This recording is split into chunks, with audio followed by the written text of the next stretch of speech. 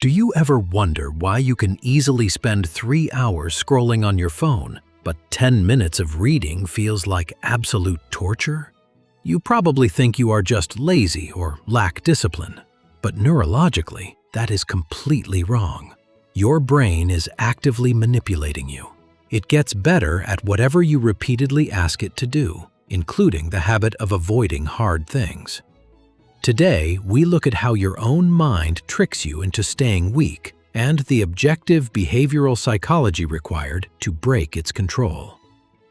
To understand this manipulation, we must look at how your brain processes discomfort. Procrastination is not a time management problem. It is a short-term mood regulation strategy. When you face a difficult task, like a complex report, studying, or an uncomfortable phone call, your brain detects psychological stress. Its immediate goal is survival, which means eliminating that discomfort fast. So, it offers you a trap. Open your phone.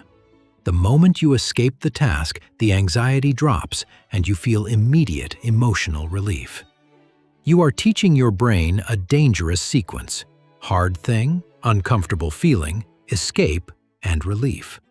Repeat this sequence enough times, and escape becomes an increasingly familiar, automatic response.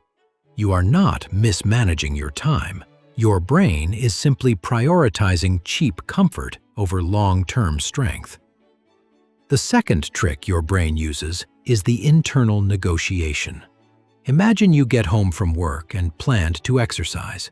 You sit down for a minute, and your brain immediately starts bargaining. It tells you that you are tired, that you could exercise tomorrow, and that missing one day will not matter. All of those statements might be logically true. The problem is the question your brain is tricking you into asking. Do I feel like it? If you wait for motivation to come first before action follows, the couch has a very good chance of winning. Your brain uses your lack of enthusiasm as a legitimate excuse to paralyze you.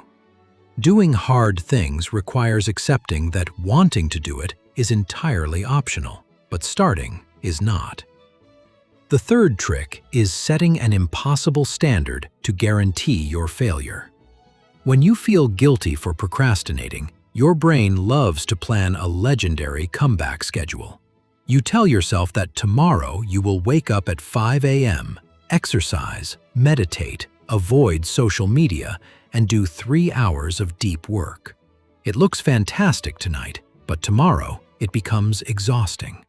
Your brain knows you cannot sustain this. It purposefully trains endurance before training starting, ensuring you fail. When you inevitably give up, your brain gets exactly what it wants: permission to return to the comfort zone. You do not need to test the maximum amount of discipline you possess every day. You just need to build reliability first.